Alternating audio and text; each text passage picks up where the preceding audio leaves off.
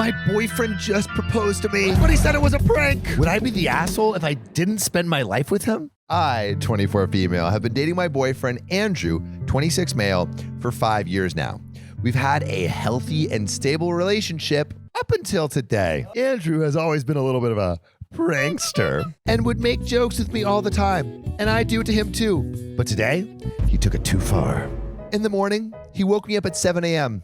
and told me to wake up because he wanted to take me to the spa. I was pretty surprised because it wasn't a special day or anything, but I was all for it. At the spa, he told me how he wanted to go to a fancy restaurant after we were done at the spa, and that he was paying. Of course I agreed, as we hadn't been out together in a long time.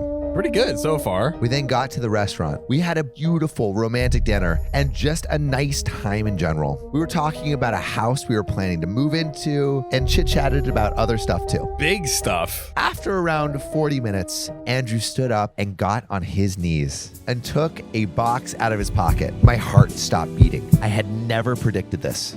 We had never talked about a proposal before, but I also thought it was a great time now. He did a speech about how he was the most beautiful girl in the world, and he wanted to live with me forever. He ended with, "Will you marry me, princess?" Of course, I said yes, and we've been happily married for 10 years. Nope. It ain't how it goes, That's ladies and gentlemen. Pranked. Gotcha. You just got. Seconds later, my excitement turned to horror. He opened the small box, which I expected a ring in, and in it was a note saying, "You've been pranked." And Andrew started laughing hysterically. Fucking brutal. Meanest prank I have ever heard of. Anyway, he continued with, "Baby, this was just a prank. I'm not ready at all to marry you yet." He was leaning in to hug me, but I gave him the biggest slap ever with tears streaming down my face. I just told him, "We're over, you fucking scumbag." Yeah, I mean... Honestly, only appropriate response. I'm now in my bed crying and writing this, and I don't know what to do. He's been texting and calling me, but I haven't responded because I feel so sad, betrayed, and mostly angry. I thought this was going to be one of the best days of my life. What should I do? And there is an update. Oh my God. What are your thoughts? Should she break up with him? What do you think? My other question is like, why are you doing a prank like this if you're not filming it? All right, so update. After I made that Reddit post, I fell asleep crying and then woke up and decided to call my now ex-boyfriend. I told him that it was over and that I didn't want to be together with someone who after 5 years still isn't ready for marriage, and made a big joke about it. He cried and then turned angry and demanded me to stay and told me I was an effing asshole for leaving him like this after everything he has done for me. Babe, do you know how much time and energy I put into that prank? Yeah. I paid for the spa. Yup. I paid for the dinner. Yup. I paid for the little box to put that note where it said, "This is a prank." He cussed me out so much that I stopped listening at one point, so I don't really remember everything he said, which, you know, this is probably telling. In the end, we came to a sort of agreement that we are going to sell the house. We have a house together, and that he will be sleeping in the guest room for now. So today, I've just been scrolling the internet for apartments so I can have a fresh start. He's still not happy about the breakup though. He's trying so bad to get with me, saying stuff the whole day like, "Can't we be just together again?" And this was just one small mistake I made. But the one that did it for me is, don't be so effing petty and drop it. You know we were happy together. You know you still want me. When he said that, I absolutely lost it and called him every single name I could come up with, then slammed my door. I think he told his family about this whole situation because today I got a call from his mom telling me how selfish I was and how I couldn't handle a simple joke. This ain't no simple joke, I would be disgusted with my child if they did this. but pretty funny. Like you're lying to me if you wouldn't click on the video. All right. It ended with her calling me a slut and hanging up the call. After that, I've gotten several messages from his other family members, such as his siblings, his dad, and even his aunt. I've tried to just block them all, but every now and then comes a new message. I feel like more will happen, but the next update will probably not be in less than a week or so, as I'm going to try to sell off stuff I don't need, find a new apartment, and fix everything with the house and stuff before we put it up for sale. I just want to get out of here as quickly as possible. And there is one final short update.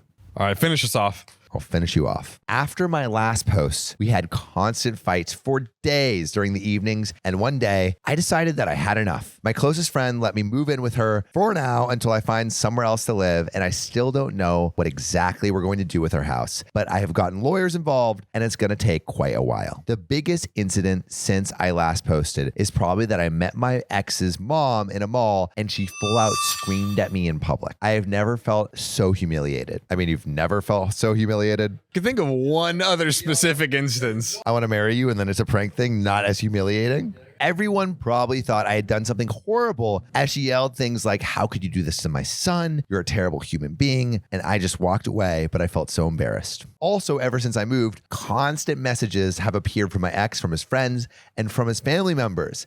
And they are nasty messages, such as, "No one would give an effing flying F if you died. You are a waste of space. You are such a self-centered sloot, leaving your boyfriend over a small joke." Again, not a small joke, massive, giant joke. I try to ignore them, but sometimes I do break down over them. This situation has also helped me learn who my real friends are, as some of my friends turned their back on me.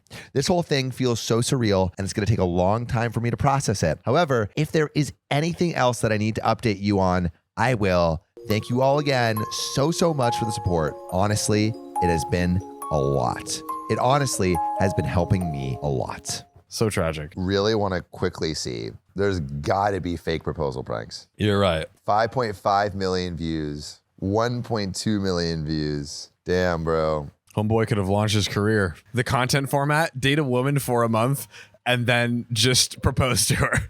Or you just date like tons of people at once and just propose to them constantly and then end it. You'll get a banger every week. A very big, successful, well-performing video. Yo, that's actually a great idea. That idea is so terrible that it's great. It would work. How many do you think you would say yes after a month? When someone says yes, that's going to be a big video. Yeah. Well, then you just say it's a prank. And you're like, there's a camera. There's a camera. Fake proposals. Great idea. All right. Well, what would you do if you were proposed to and it was a prank? Let us know your answers below. And John, I propose we go to this next story. I do. Sam, you know one thing I love about you? My bodacious bod. Yeah, you do have a bodacious bod that it handles a lot of food. I'm trying to get thick. You're trying to get thick with 3 C's. You want that bodacious bod to get more bodacious. But I can't do that if I don't eat like a ton. I think today's sponsor could actually help you out, Sam. Who's that? It's HelloFresh. Just simply shop HelloFresh Market and take your pick from a curated selection of over 100 add-on items. That's a lot of food, Sam. It's amazing. And Sam, it doesn't just help your beautiful body. It also helps your wallet. I want my wallet to be thick along with me. That's right. I mean, it could be so much cheaper than takeout. Even going and grocery shopping, you know, pushing a hot cart in a grocery store. Yeah, ew. Disgusting. Gross. Why do that when you could just have HelloFresh? HelloFresh is the best solution. It really is. Just choose your recipes and receive fresh, pre-portioned ingredients so you can get back to cooking. And Sam, it's already cheaper than takeout and groceries, but you know we got a big deal for our beautiful fans. Go to HelloFresh.com/50OKOP and use code 50OKOP for 50% off plus free shipping. Guys, we're giving you the deals. Again, that's HelloFresh.com/50OKOP. Use code 50OKOP and we'll give you 50% off plus free shipping. We gotta go with America's #1 meal kit. Ow, ow! My husband isn't over his dead wife and I need him to move on. Am I the a-hole? I've been hooking up with Abe Lincoln in the afterlife. I don't care about you anymore. I got a fat piece of ghost ass clapping them cloudy, ghostly cheeks. He freed the slaves and my orgasm. So, my husband Daniel, fake name for privacy, and I have been married for just under a year, and I love him very much.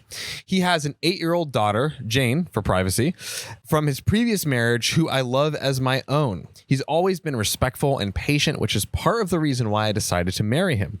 We met right before the pandemic when he had been recently widowed the year before, so we tried to take things slow.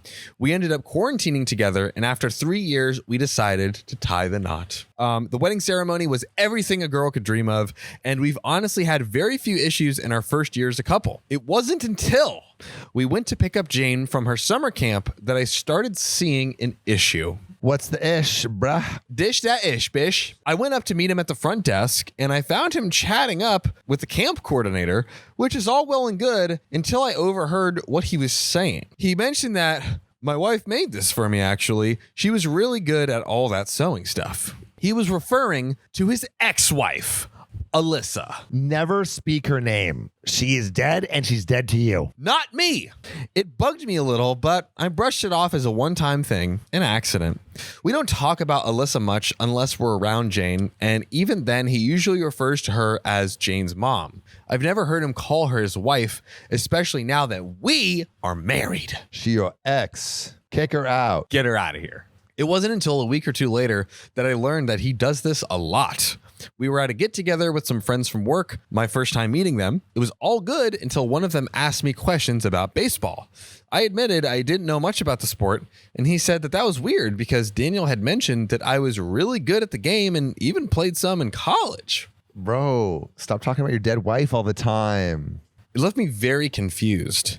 After talking to some more guys, I found out that this was a common issue. A lot of them thought that Alyssa and I were the same person because Dan called us both his wife. At this point, I got really offended. We had been married for 10 months and he didn't even call Alyssa his ex-wife yet. I was super awkward in explaining to people that he still calls his ex-wife his wife, and that was utterly humiliating, especially the amount that he does it.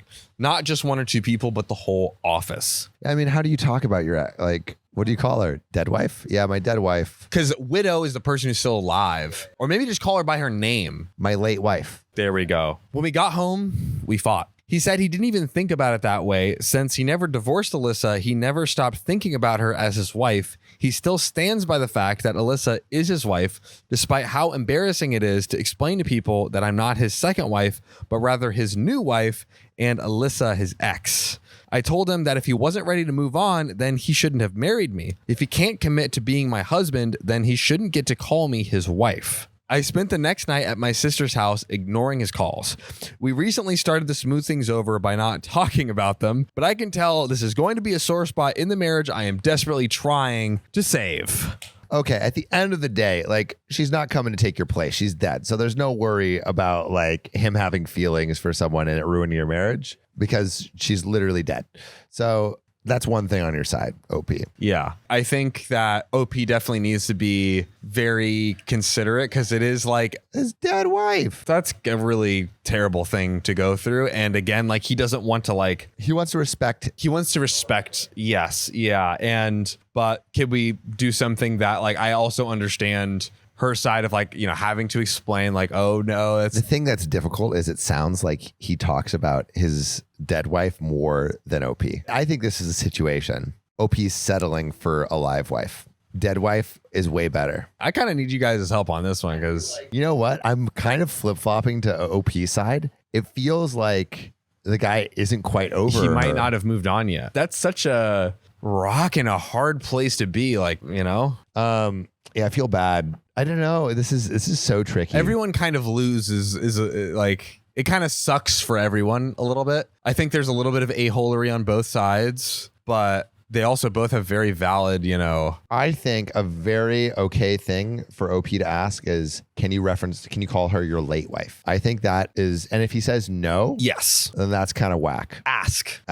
If anyone has any stories, thoughts, dude, whatever. I'm really split on this one. Yeah, it's pretty tough. Would love to hear what you think OP should do. Yeah, what should OP ask of the husband? Yes. And what do you think the husband should do for OP? And, like, is anyone at fault here? We would love to know. We need your help on this one, like, for real. But you know what you could do to help me?